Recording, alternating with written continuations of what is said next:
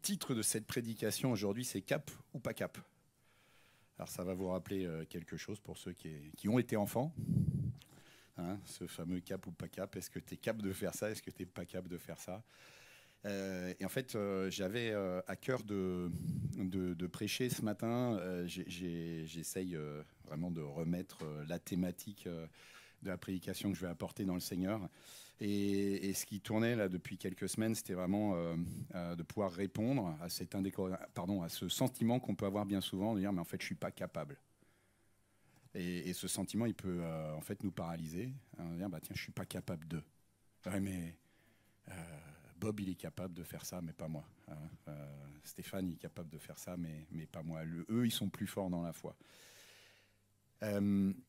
Et on va voir que c'est pas ce que le Seigneur nous dit. Le Seigneur, j'espère, va nous parler ce matin. Alors, ce matin, vous avez, il y a quelques minutes, j'ai entendu un petit ding. Donc, vous avez reçu un message WhatsApp de l'apôtre Paul, pour ceux qui sont sur le groupe WhatsApp de l'Église. Bah oui, ça se modernise, hein, tout ça. Donc, on avait les épîtres. Ça mettait du temps à arriver. Alors là, ça a mis 20 siècles à arriver, hein, pour ceux qui découvriraient ce matin le contenu de ce message. Alors pourquoi est-ce que je voulais envoyer par WhatsApp? Parce que je pense on peut avoir tendance à perdre de vue que la Bible s'adresse à nous de façon directe. Et quand on lit les épîtres, par exemple, on va dire, tiens, en fait, Paul s'adressait à... Alors bien sûr, Paul s'adressait en l'occurrence à Timothée. Donc on va plonger dans 2 Timothée chapitre 1 ce matin. Mais au travers de Timothée, en fait, et au travers de l'apôtre Paul, Dieu s'adresse à nous. Donc je vous invite à lire avec moi ce que vous avez reçu via WhatsApp. Alors c'est très très très légèrement modifié. J'ai rajouté quelques mots et j'ai enlevé quelques lignes qui n'allaient pas absolument dans ce propos qui est le fait que Dieu nous rend capables.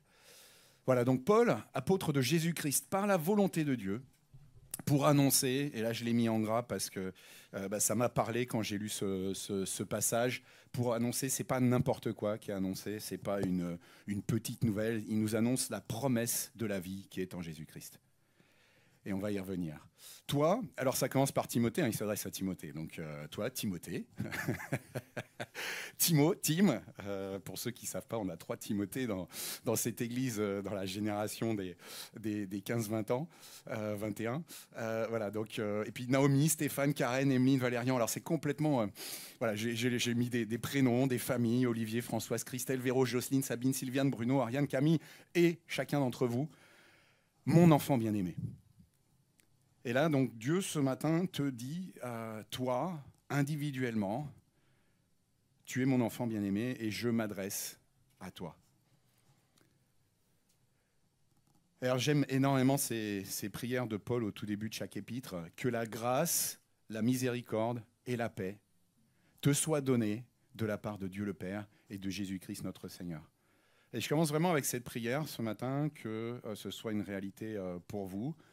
Vraiment, voilà, Paul prie pour Timothée, et c'est vraiment cette bénédiction que le Seigneur veut donner. Donc vraiment que la grâce, la miséricorde et la paix vous soient données à chacun d'entre vous ce matin. Et puis on a cet appel de l'apôtre Paul qui écrit à Timothée. Alors Timothée, hein, c'était un peu c'était vraiment quelqu'un que Paul avait à cœur. Il avait vu le potentiel qu'il y avait dans Timothée. Et donc j'ai sauté quelques lignes où en fait on rappelle le contexte dans lequel Timothée a grandi, un contexte de croyant, sa maman, sa grand-mère de mémoire. Et puis Paul lui dit « Je t'exhorte à ranimer le don de Dieu que tu as reçu. » Alors c'est moi qui ai mis le Saint-Esprit, Paul dit « par l'imposition de mes mains ». Sous-entendu le Saint-Esprit. Car ce n'est pas un esprit de timidité que Dieu nous a donné. Et Paul s'inclut dans le « nous ». Hein, on est embarqué avec Paul dans cette démarche-là, mais un esprit de force, d'amour et de sagesse. Ce n'est pas un esprit de timidité que Dieu nous a donné, mais un esprit de force, d'amour et de sagesse. Alors je sais que ce verset, il est cher à certains d'entre nous, et je sais que certains d'entre nous le proclament régulièrement, quand justement ils se sentent moins en capacité d'eux. Et prenons cette habitude-là. Et puis donc, Paul continue. N'aie donc point honte du témoignage.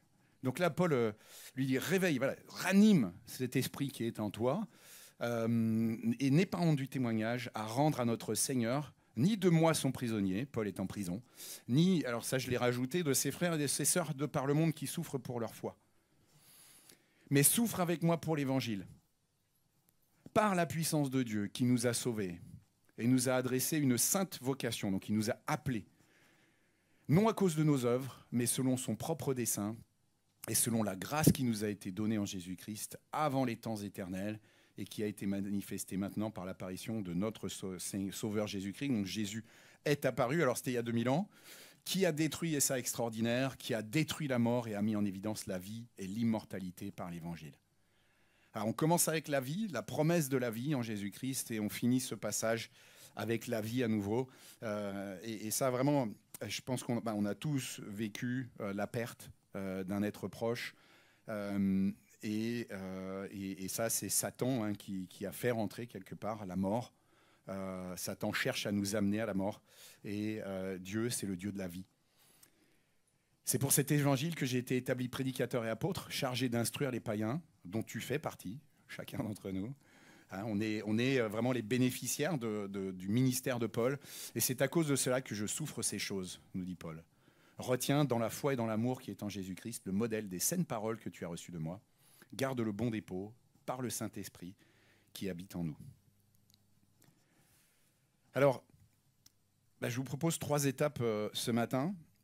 Et la première, se rappeler, on le dit souvent, que le Seigneur nous envoie dans le monde avec une fonction d'ambassadeur. Et le fait d'être convaincu de ça, d'être convaincu que nous sommes envoyés par Dieu pour quelque chose d'extraordinaire, normalement, ça devrait déjà nous faire réaliser que si j'ai une mission et que le Seigneur me dit d'y aller, c'est qu'il y a quelque chose. Le fait de se dire « je ne suis pas capable », peut-être un petit souci. Et on va approfondir ça.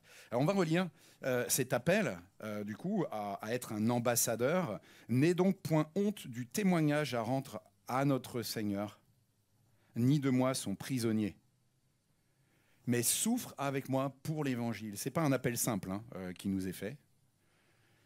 On n'est pas au pays des bisounours. Mais souffre avec moi pour l'évangile par la puissance de Dieu qui nous a sauvés et nous a adressé une sainte vocation. Donc il y a vraiment cet appel, on a cette vocation. Alors je ne vais pas relire intégralement tout le verset et on va aller sur 2 versets. Et je vous invite vraiment à noter les références pour pouvoir y retourner, parce qu'il y a des moments où on se dit, oui, c'est vrai, j'ai lu quelque part que. C'est bien d'être enraciné dans certains, dans la Bible en particulier, c'est vrai qu'il y a des passages clés. 2 Corinthiens 5,20 nous dit, nous faisons donc les fonctions d'ambassadeurs pour Christ. Et nous sommes appelés en fait à dire aux autres, à dire à tous ceux qui sont autour de nous, soyez réconciliés avec Dieu. Et 2 Corinthiens 3, verset 6, alors celui-là me semble un peu moins connu comme verset. Il nous a aussi rendu capables, d'être ministres d'une nouvelle alliance.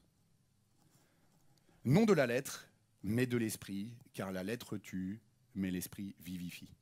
On retrouve la vie, encore une fois. Alors faisons attention dans cette fonction à laquelle nous sommes appelés à ne pas être dans le légalisme, à ne pas être dans le jugement, mais à être ce à quoi Dieu nous appelle, à être dans l'amour en permanence, à aimer, aimer et aimer encore. Voilà, mais soyons conscients en tout cas que Dieu nous appelle à être des ambassadeurs ou des ministres pour quelque chose d'extraordinaire. Alors ce quelque chose d'extraordinaire, en jaune, j'ai mis justement en quoi à quoi Dieu nous appelle est extraordinaire dans ce passage. Donc, c'est quoi? C'est annoncer la promesse de la vie qui est en Jésus-Christ. Donc, le Seigneur nous appelle à ne pas avoir honte du témoignage. Il nous appelle à souffrir pour l'évangile. L'évangile, c'est-à-dire la bonne nouvelle, qui nous a sauvés. C'est Dieu qui nous a sauvés. C'est le message de la bonne nouvelle. Et selon la grâce. Donc, en fait, quand on réfléchit, encore une fois, le message du Seigneur, c'est « tu es pécheur ». Tous ont péché et sont privés de la gloire de Dieu, mais Christ a payé et nous fait cette grâce, il nous pardonne, et il nous pardonne, et il nous pardonne encore. Donc qui a été manifesté par l'apparition de notre Sauveur Jésus-Christ, c'est aussi une nouvelle extraordinaire. Ce Jésus-Christ qui a détruit la mort et mis en évidence la vie et l'immortalité par l'Évangile. Et ça vaut le coup, nous dit l'apôtre Paul, ça vaut le coup de souffrir pour ces choses qui sont extraordinaires. Voilà, donc il y a cette nouvelle que le Seigneur nous appelle à propager, pour laquelle, bien souvent, on va dire « je ne suis pas capable », mais en tout cas, déjà, le premier sujet, c'est « est-ce que je suis conscient que je suis envoyé comme un ambassadeur pour annoncer une nouvelle extraordinaire ?» Jésus-Christ a détruit la mort. Et encore une fois, là, j'ai 2-3 personnes dans mon entourage qui sont décédées tout récemment, alors plutôt dans le monde du boulot, dans le cadre du boulot. Mais voilà, on voit cette tristesse forcément autour de tout ça. Et le Seigneur nous dit, moi je suis là pour la vie. Et souvenez-vous que si l'un d'entre nous qui sommes à Christ devait décéder dans les heures ou les jours qui viennent, l'espérance est juste extraordinaire. Et en fait, c'est pour vivre dans un cadre tellement plus extraordinaire que cela arrivera, parce que ça nous arrivera, sauf si le Seigneur revient avant.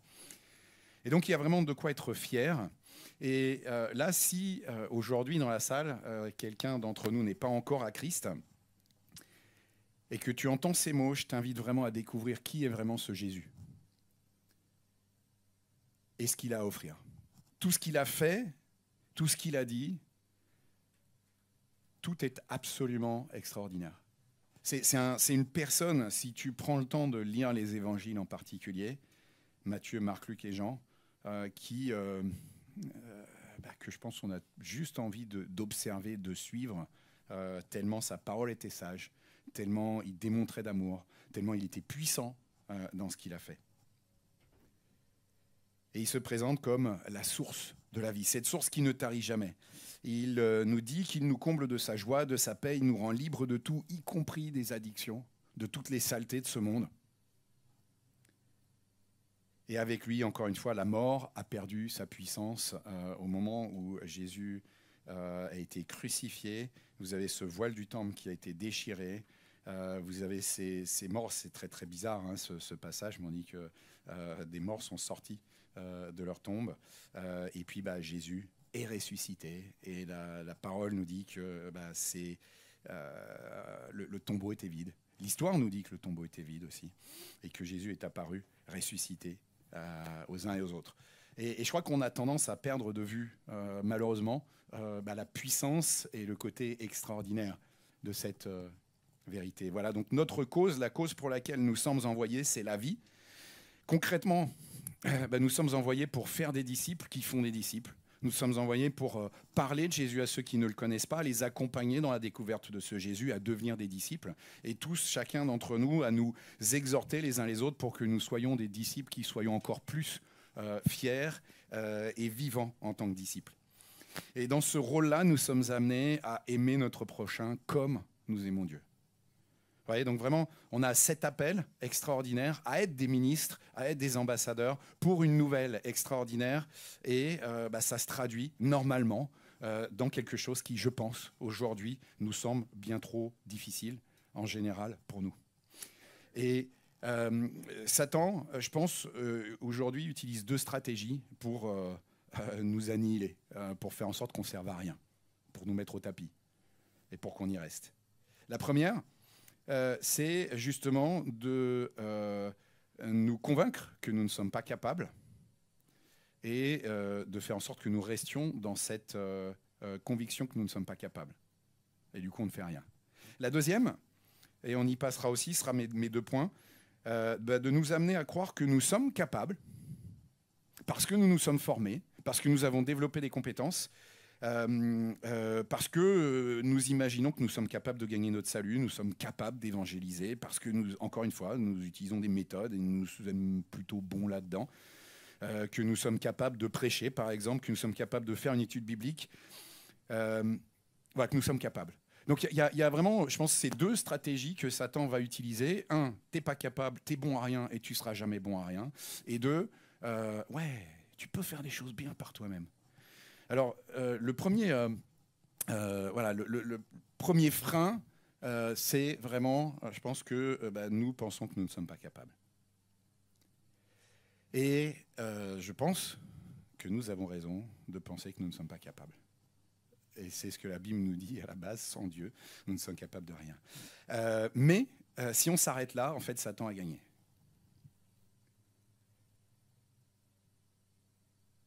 Et d'ailleurs, on voit que Paul, quand il s'adresse à Timothée, on constate que Timothée a besoin d'être exhorté, justement. Je t'exhorte à ranimer le don de Dieu que tu as reçu par l'imposition de mes mains, car ce n'est pas un esprit de timidité que Dieu nous a donné, mais un esprit de force, d'amour et de sagesse. Alors si ce matin, tu te dis, bah oui, j'ai besoin de ranimer le don que j'ai reçu, hein, si tu es à Christ, tu as reçu le Saint-Esprit, je crois que le Seigneur nous appelle à demander et demander et demander chaque matin, chaque instant au Seigneur de ranimer la puissance, la présence, le remplissage du Saint-Esprit dans notre vie. On est appelé à être rempli du Saint-Esprit et à le chercher. Il y a une vraie part de démarche. Voilà, donc il y a vraiment une démarche individuelle. Vous voyez, la part qu'on doit prendre en fait dans ces démarches-là, c'est bien l'Esprit qui travaille en nous, mais nous avons ce travail à faire de demander au Saint-Esprit de travailler en nous. Alors, cette conviction de ne pas être capable, elle peut nous bloquer, et je pense que régulièrement elle nous bloque. J'en fais partie de ceux qui sont bloqués régulièrement. Je ne vais pas aller vers mon voisin parce que je suis intimidé et que je ne sais pas quoi lui dire. Je ne vais pas aller vers ce jeune à l'église parce que je ne sais pas quoi lui dire. J'aimerais bien lui montrer que je l'aime, mais je suis un peu coincé. Je ne vais pas vers cet ancien à l'église, ce plus vieux, parce que moi je suis jeune et que je ne sais pas quoi lui dire. Alors qu'en fait, j'aimerais bien pouvoir montrer de l'amour, mais je ne me sens pas capable. Je ne me sens pas capable d'aimer cette personne. Ça arrive, hein. Vraiment, sa personnalité, pas facile. Ça m'est arrivé. J'ai prié, c'était assez extraordinaire. J'avais 20 ans, j'avais une excuse. J'avais vraiment quelqu'un dans mon église que j'avais du mal. Vraiment, c'est une personne qui me tapait sur le système. Et je l'ai vraiment mis dans le Seigneur. Et c'est incroyable de voir comment le Seigneur a travaillé mon cœur, parce que c'est quelqu'un vraiment qui est devenu une amie. Voilà, le Seigneur est capable de nous transformer. Je ne me sens pas capable d'être assez réglo pour Dieu. Je ne me sens pas capable de parler de Jésus, de ce qu'il a fait. Voilà, il y a plein de je ne me sens pas capable de. Et le Seigneur nous dit, je t'exhorte à ranimer le don de Dieu que tu as reçu. Alors on peut aussi, on lira ça juste après, on peut aussi, dans cette conviction qu'on n'est pas capable, agir malgré tout par obéissance, mais en n'attendant pas que ce soit le Saint-Esprit qui ait travaillé en nous. Je pense qu'on a tous fait ça en mode, tiens, je vais quand même parler à mon voisin, mais on n'a pas forcément pris le temps de prier, de lire la Bible, on n'est pas inspiré en fait. Et on y va par nos propres efforts. Et si je peux vous donner une image, j'ai passé une fois au lycée, j'ai sauté en saut en hauteur, j'ai sauté 2,20 m. Trop fort, hein. Et j'avais la perche. Je pense que bien souvent, on se comporte comme ça. En fait, on nous demande de sauter 1,80 m, par exemple. Il y a la perche qui est là, et puis on se dit, oh, bon, on m'a dit de sauter 1,80 m, j'y crois pas, mais je vais sauter quand même. Donc je vais faire 1 mètre, 1,10 m, 1,20 m, je sais pas. Et en fait, la perche qui est à côté, je ne l'utilise pas. Je n'utilise pas, en fait, ce que le Seigneur me met à disposition pour pouvoir faire. Et voilà, donc on va entendre à plusieurs reprises ce verset aussi qui dit « Je puis tout par celui qui me fortifie », Philippiens 4, 13. Et là, je voulais insister, c'est le « par celui ». Je puis tout par celui qui me fortifie. C'est pas « je puis tout ». C'est celui qui me fortifie qui fait le job. Alors, l'Esprit nous rend capables. Alors, il y a un nombre de versets assez extraordinaires qui nous encouragent à croire que Dieu nous rend capable par son esprit. Je remets un Timothée 1,7 et vraiment si vous pouvez retenir celui-là et je vais les nommer quand même. Merci Karen et Stéphane de nous l'avoir partagé à plusieurs reprises dans notre groupe de maison parce que de les entendre dire oui, ça nous arrive de proclamer ce verset quand on ne se sent pas capable, moi ça m'a exhorté, ça m'a fait me souvenir de ce verset en particulier que je n'avais pas forcément bien enregistré, donc retenez-le, 1 Timothée 1, verset 7. Ce n'est pas un esprit de timidité que Dieu nous a donné, mais un esprit de force, d'amour et de sagesse. Et je n'avais pas pensé dire ça, mais ça me fait penser à des situations que je pense qu'on peut tous vivre, notamment dans la vie professionnelle, où parfois on peut se sentir fragile. Le contexte de tous ces versets, on est beaucoup dans comment est-ce que je vais vivre ma vie de ministre et d'ambassadeur. Donc on est beaucoup dans ce risque d'être persécuté, d'être secoué pour notre foi. Néanmoins, je crois vraiment que le Seigneur nous dit aussi, dans tous les domaines de ta vie, je t'accompagne et je te rends, je veux te donner ma paix, je vais te donner ma force. Et ça m'arrive régulièrement. Vous savez, quand on arrive et qu'on doit faire, par exemple, une négociation ou discuter de quelque chose avec quelqu'un de notre équipe ou notre patron, comment je vais lui dire ça, quoi. Puis vraiment, on n'est pas confortable avant d'y aller. Et je crois qu'on oublie dans ces cas-là, et moi, le Seigneur m'a travaillé justement dans l'autre sens. Mais en fait, le Seigneur m'accompagne. Il me donne cet esprit de force, d'amour et de sagesse. Donc, le fait de prendre ces paroles comme une promesse et d'aller vers ces points de rendez-vous, ces points de rencontre, une négo un peu difficile, ce genre de choses, moi, ce verset, il change tout. Voilà, et j'ai pas à craindre. Et en fait, c'est cette posture où je vais arriver. Et c'est amusant, parce que quand on arrive avec cette posture-là, c'est pas moi, et c'est ça qui est extraordinaire, c'est pas ma force. C'est j'arrive avec la force que Dieu me donne et cette confiance que Dieu me donne. De Corinthiens 3,5, je ne dis pas que nous soyons capables, par nous-mêmes, de concevoir quelque chose comme si cela venait de nous. Notre capacité, au contraire, vient de Dieu. Donc si tu penses que tu n'es pas capable, amen, mais ne reste pas là, le Seigneur nous rend capable. Et puis il est peut-être un peu plus étonnant ce verset Apocalypse 3, verset 8. Je connais tes œuvres, donc c'est une lettre à l'église, alors je ne sais plus quelle église. Je connais tes œuvres, voici, parce que tu as peu de puissance et que tu as gardé ma parole. Vous voyez ce « et ». Tu as peu de puissance et tu as gardé ma parole et que tu n'as pas renié mon nom. J'ai mis devant toi une porte ouverte que personne ne peut fermer. Et cette promesse, elle est pour nous aussi. Tu as peu de puissance, j'ai peu de puissance et je garde la parole de l'Éternel. Je ne renie pas son nom. Et le Seigneur met devant moi une porte ouverte que personne ne peut fermer. Alors, encore une fois, il y aurait plein de versets. Je m'arrête sur ces trois-là et puis on va avancer. L'Esprit donc nous rend capables. Matthieu 19, ça c'est Jésus qui parle à ses disciples, qui dit « Mais quand on vous livrera, ne vous inquiétez ». Vous le connaissez ce passage, ni de la manière dont vous parlerez, ni de ce que vous direz. Ce que vous aurez à dire vous sera donné à l'heure même. Si on se met à la place des disciples, encore une fois, c'était des gens qui n'avaient pas forcément beaucoup d'instructions, etc. Donc ils auraient pu se dire, mais jamais je serais capable. Et puis acte 4, verset 8, et ça continue derrière. Alors Pierre, rempli du Saint-Esprit, leur dit, et vous vous souvenez de la puissance en fait, de la parole de Pierre à ce moment-là, où c'est des milliers de personnes qui vont se joindre à l'Église. L'Esprit nous rend capables. Et donc Philippiens 4, 13, je puis tout par celui qui me fortifie. Alors la question du coup n'est pas est-ce que je suis capable, la question c'est est-ce que je suis convaincu que le Seigneur m'envoie.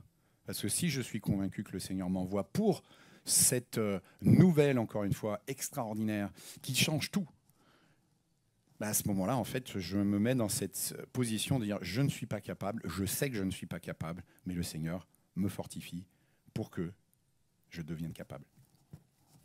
Et c'est ce qu'on voit dans la vie de Moïse.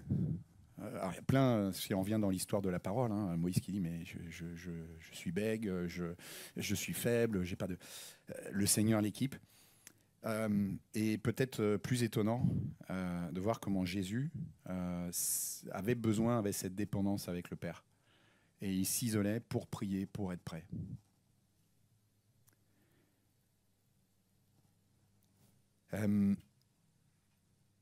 Et Et je reviens sur en fait, cette nouvelle que nous sommes amenés à partager.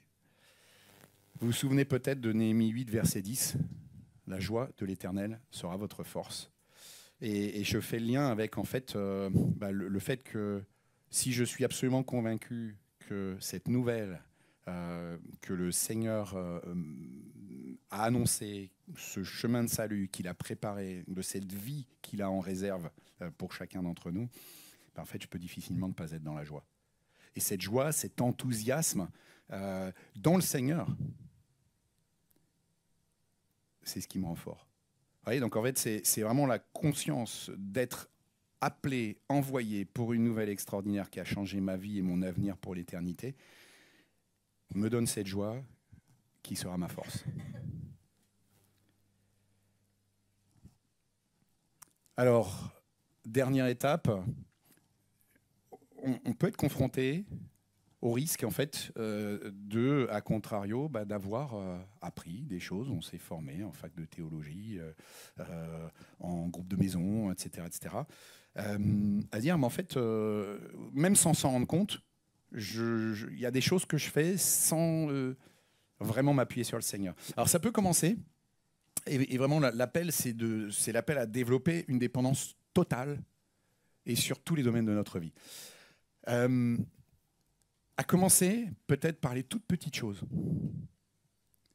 J'aurais tendance à agir par moi-même, à titre personnel, pour des choses, une illustration, je crois que je vous avais raconté déjà cette histoire avec Estelle, on avait croisé une voiture au Pays Basque qui du coup, comme c'était pas large, s'était écarté un petit peu et c'était une Clio, avait mis sa roue arrière dans un trou. Et on sort de la voiture et on pousse pour aider la jeune fille à pouvoir sortir sa voiture de son trou. Moi, j'avoue, alors il y a une vieille personne, c'était assez rigolo, qui est sortie de la maison d'à côté et qui est venue pousser. Elle était toute frêle. Et on a poussé à trois, du coup, avec Estelle et cette vieille personne. Et la voiture est sortie du trou. Et j'ai poussé par mes propres moyens. Et Estelle me fait, j'ai prié au moment où pousser. Vous voyez, et en fait, c'est vraiment cette notion de dire, il n'y a pas de curseur où en dessous de ça, ça n'intéresse pas le Seigneur, et au-dessus de ça, ça intéresse le Seigneur. C'est tout ce que je fais, les petites et les très grandes choses, les très petites et les très grandes choses, en fait, je les fais avec l'aide du Seigneur. Je ne suis pas plus capable de faire des petites choses que des grandes choses. Il faut que je développe vraiment cette dépendance absolue. Je parlais avec une connaissance que j'ai. Là, j'ai pris le TGV, je suis tombé sur lui du boulot.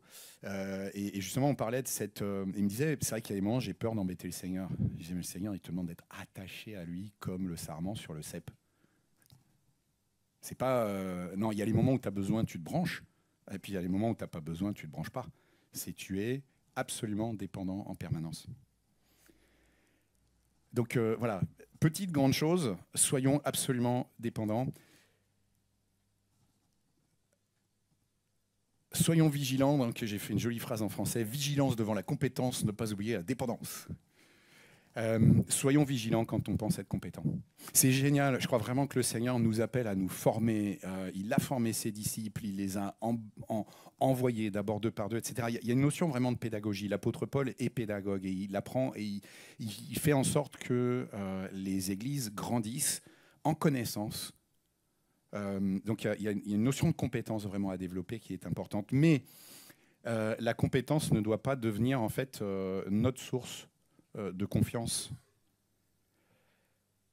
Et donc soyons vigilants quand on pense avoir développé de la compétence, quand on pense qu'on connaît bien la parole, etc., d'être toujours dans cette dépendance du Seigneur.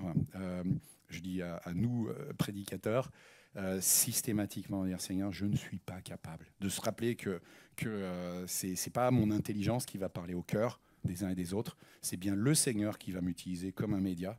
Ce qui m'appelle aussi à ne pas développer d'arrogance ou de fierté. Si vous êtes touché par ce que vous entendez le dimanche matin, amen, gloire à Dieu.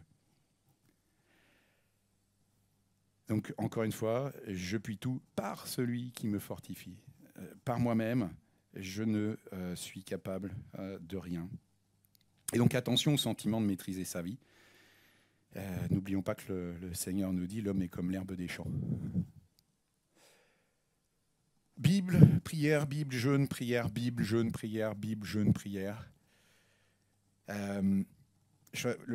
C'est de la vraie dépendance du Seigneur. En fait, normalement, quand on lit la Bible, on devrait être imprégné de prière, on devrait être en train de prier en même temps qu'on lit. Et quand on prie, on devrait être enraciné dans la parole, prier la parole. Et puis, j'ai mis le jeûne qu'une fois. Je pense que c'est une discipline qui n'est pas évidente à avoir, qui peut être se priver de nourriture, de se priver de réseaux sociaux, etc. Mais soyons dans cette attente, dans cette écoute, dans ce temps de prière. Souvenez-vous, pour ceux qui étaient là, alors là c'était moi qui avais prêché sur Néhémie 1, j'avais donné l'image du WD-40 pour les mécaniciens, c'est ce pchit qu'on met qui dégrippe les serrures, etc. Et j'ai la prière de Néhémie, au début de Néhémie, premier chapitre, prépare le cœur d'Artaxerxès pour donner la possibilité à Néhémie de partir, reconstruire les murailles. Donc nous avons besoin de cette prière qui prépare le terrain et qui fait tomber les murailles. Donc développons cette dépendance, encore une fois, Bible, prière, jeûne, prière, Bible. Vraiment, allons justement à cette parole qui nous appelle un peu partout, et j'ai des copies d'écran juste après. Alors je disais, recherchez Ephésiens 6:20, si vous avez Google, Quant, ce que vous voulez en moteur de recherche. Ephésiens 6:20, c'est l'apôtre Paul qui vient de présenter les armes du chrétien, on connaît bien, qui dit « Au reste, fortifiez-vous dans le Seigneur et par sa force toute puissante ». Une autre traduction dit « Puisez votre force dans le Seigneur ». Donc c'est vraiment dans le Seigneur que je vais chercher ma force. Et je vous ai illustré alors tous les versets qu'il peut y avoir en rapport. Alors si vous tapez normalement donc Ephésiens 6:20, vous allez avoir une proposition de saintebib.com. Si vous ne le connaissez pas, ce site, je vous le recommande. C'est vraiment génial parce que vous avez votre verset et puis dessous, vous avez tous les versets qui concordent avec le contenu. Et là, si vous avez une vue suffisamment bonne, vous pourrez voir Ephésiens 1:19 « Et quelle est envers nous qui croyons l'infinie grandeur de sa puissance, se manifestant avec efficacité par la vertu de sa force. » L'infinie grandeur de sa puissance. Ephésiens 3:16 « Afin qu'il vous donne, selon la richesse de sa gloire, d'être puissamment fortifié par son esprit dans l'homme intérieur. » Et puis on rentre dans Deutéronome. Et puis on a, après, donc là, j'ai pas encore tout collé. Il y avait encore 6-7 versets derrière. Et on passe par Agé, qu'on connaît pas forcément très bien, qui est très court. Maintenant, fortifie-toi, Zorobabel. Et c'est pour rebâtir encore une fois.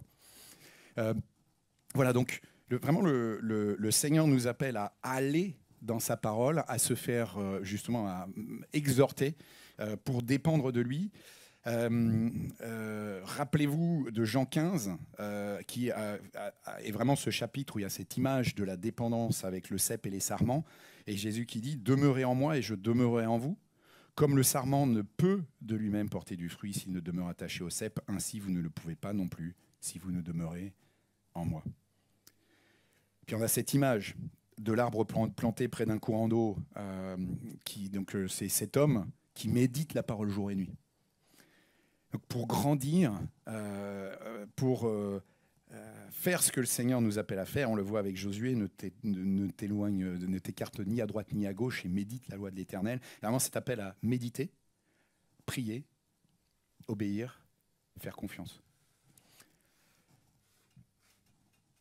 Alors, je ne sais pas si vous avez déjà entendu parler de ça. Il y a une étude très sérieuse d'Harvard qui dit que si vous passez 3 minutes dans la posture du super-héros, comme ça, vous allez sécréter 20% en plus de testostérone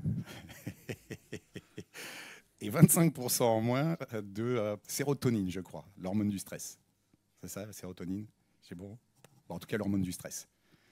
Alors moi, je vous propose... donc ça, c'est bon, c'est une étude. C'est bien, donc vous pouvez le faire, hein, ça ne peut pas vous faire de mal. Mais pour être dans cette dépendance du Seigneur, moi je vous propose de prendre cette posture-là du super-héros. Amen. Voilà, j'aime bien cette image.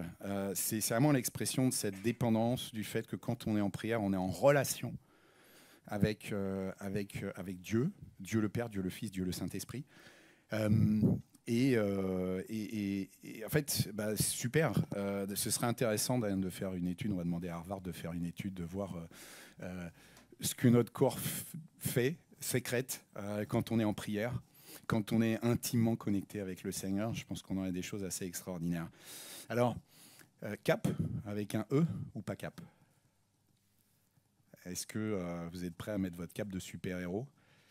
De vraiment, voilà, encore une fois, proclamer ces versets, taper ce Éphésiens 6:20 et aller sur ce site web et puis regarder ces versets. Et puis, encore une fois, retenez, écrivez, mettez vos post-it tac, tac, dans votre chambre, sur votre miroir, dans la salle de bain, pour que le Seigneur puisse vous parler de façon continue. Voilà. Tu n'as pas reçu un esprit de timidité, mais un esprit de force, d'amour et de sagesse. 2 Timothée, 1, verset 7. Voilà, de vraiment s'imprégner de ces versets. Et voilà, donc on va conclure. Donc mon objectif ce matin, c'est vraiment que nous soyons fortifiés, moi bien sûr inclus avec, et convaincu que seule la dépendance à Dieu par le Saint-Esprit et son action dans notre vie nous rend capables. Et ma prière ce matin, c'est que dans la semaine qui vient, puis au-delà, nous puissions être particulièrement vigilants quant à cette dépendance dans tout ce que nous faisons, que nous allions puiser notre force en Dieu par l'Esprit quand nous sommes faibles, et je crois que c'est bien souvent qu'on ne se sent pas au niveau. Et vraiment, voilà, développer cette notion de dépendance. Seigneur, je veux dépendre de toi, quand bien même je développe de la compétence. Et je vais conclure avec Hébreux 13, versets 20 à 22, qui est une prière, et c'est ma prière vraiment ce matin. Que le Dieu de paix, qui a ramené d'entre les morts le grand pasteur des brebis, donc Jésus, par le sang d'une alliance éternelle, cette alliance elle est éternelle, notre Seigneur Jésus, vous rende capable de toute bonne œuvre pour l'accomplissement de sa volonté. Et fasse en vous ce qui lui est agréable par Jésus-Christ, auquel soit la gloire au siècle des siècles. Amen. Et ça continue. Amen. Je vous prie, frères, de supporter ces paroles d'exhortation, car je vous ai écrit brièvement.